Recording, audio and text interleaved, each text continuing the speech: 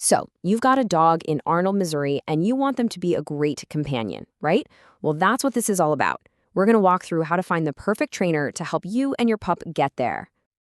I mean, picture this. You're taking a stroll through Arnold City Park, and your dog isn't yanking your arm off. Or maybe you're walking along Highway 141, and your dog is just calmly trotting by your side, totally focused on you. That's the dream, isn't it? And it's totally possible with the right training.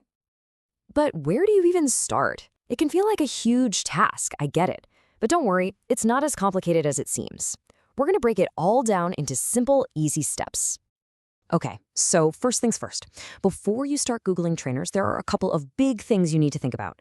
What kind of training philosophy feels right to you, and what type of program is going to fit your dog's needs and your lifestyle.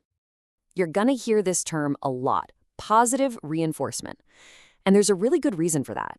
It's all about building trust with your dog. The whole idea is you reward the good stuff, the behaviors you want to see, instead of punishing the bad. It's humane, it's super effective, and it just works.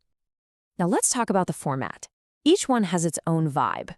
Group classes, they're awesome for getting your dog used to other dogs and people. Private sessions are great for those specific at-home problems, like maybe your dog goes nuts when the doorbell rings.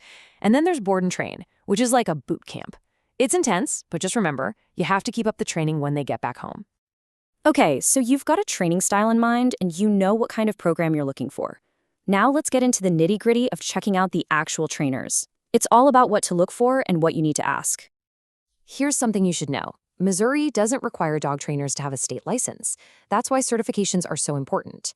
They're proof that a trainer has put in the work, passed some tough exams, and really knows their stuff when it comes to humane, modern methods. So, what should you look for? Here are some of the big ones. Don't worry about memorizing the letters, just keep an eye out for them. Things like CPD-TK or KPA-CTP show a trainer has a great general foundation. But if you're dealing with bigger issues, like serious anxiety or aggression, you might want to find someone with more specialized certs, like an IABC, CDBC, or CBC-CK. All right, so when you're on the phone with a potential trainer, think of this as your little cheat sheet. Don't just ask about the price. Ask them, hey, what methods do you use? Make sure it's positive reinforcement. Ask how they'll tailor a plan for your dog and your life here in Arnold. And a big one, ask how you'll know you're making progress. How will success be measured? All right, let's talk money because, budget is a real thing for all of us. Let's take a look at what dog training generally costs in the Arnold area so you have a good idea of what to expect. So here's a rough breakdown for 2025. As you can see, a group class for a few weeks is usually the most budget-friendly choice. On the other end, something like a board and train is definitely a bigger investment.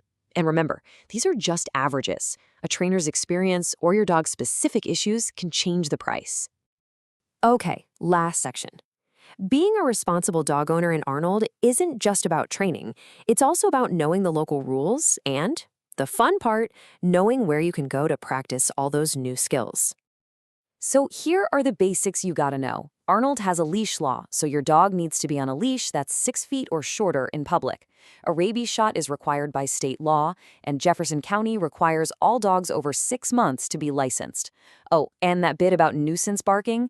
That's just being a good neighbor, And hey, to make it super easy for you, here's the number for Jefferson County Animal Control. Just give them a call to get your dog licensed.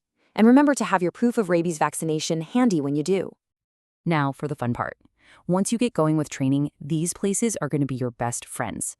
Simpson Park has a great fenced-in dog park, which is perfect for practicing recall safely.